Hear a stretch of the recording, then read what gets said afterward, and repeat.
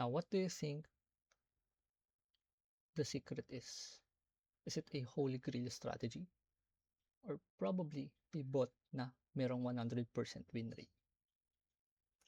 Well, if one of you, or if you answer either of the two, then you're probably, or most likely, you are wrong. Because the answer is, it's to rewire your brain, or rewiring your brain. Because the brain is shaped by repetition and not intention. Diba? You have to rewire your brain kasi nga, you have those initial perception. You have this thinking na you're gonna be right all the time, which is wrong, right? Kasi nga, there is no certainty sa market, but only probability. And by rewiring your brain, we are not talking about intention.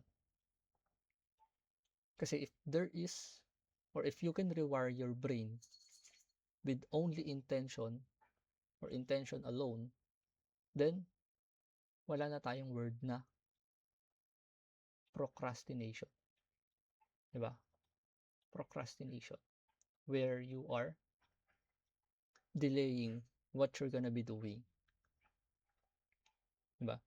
Kasi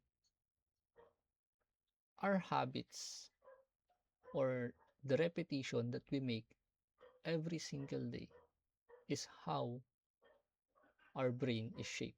Diba? It's how we change. And that trading behavior mirrors daily life habits. Kasi if you think about it, every single day that you show up sa market, every single day that you are fear, or you are having greed, then of course at the same time it will reflect doon sa charts. Kung impatient ka in the real life, then probably it will also reflect in the charts. Ang tendency, wala pa doon sa entry point mo, but since you have this fear of missing out, or the FOMO, ang tendency is that wala pa siya dito sa entry point mo, nag-enter ka na. Diba? Kasi you are thinking na aakyat na siya. But what happened was that bumaba pa siya. Diba? Bago siya umakyat. So that's one of the examples why it's important to have a plan. Diba? Why it's important to rewire your brain. Because trading behavior mirrors daily habits. And what you do outside the chart will also reflect inside the chart, or when you are in front of the chart. And if you wanna become a consistently profitable trader, then you have to rewire your brain. And you can rewire it again through repetition, not intention. And that emotional reactions in trading are conditioned responses. Diba? Kasi it's normal for us to have, or to feel a fear of missing out. Diba? It's normal for us to become greedy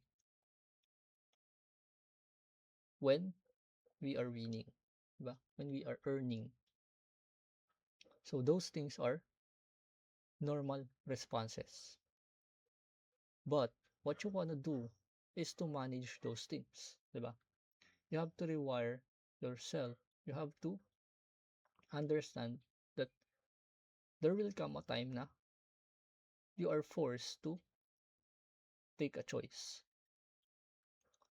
Whether you will change those habits or your responses sa market, or you're gonna keep on doing those things, you're gonna keep on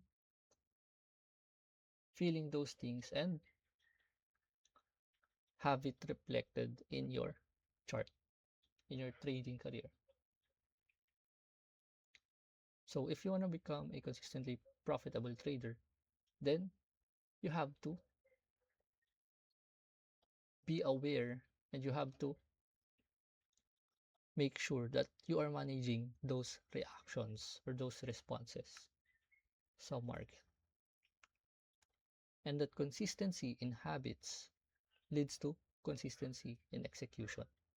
Kasi nga, di ba, we are shaping our brain through repetition.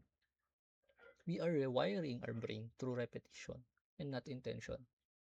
So if we wanna have a consistency in our execution, then it all boils down to our habits. Kasi nga, we will go back to our daily habits. It's not our intention that makes us profitable trader. Diba? Probably, it could help, pero intention alone cannot make you a consistently profitable trader. You have to act like a professional trader. And you would be able to by consistently doing or rewiring your brain, executing a proper habits, and managing your responses sa market. Because in trading, you don't fix by changing indicators.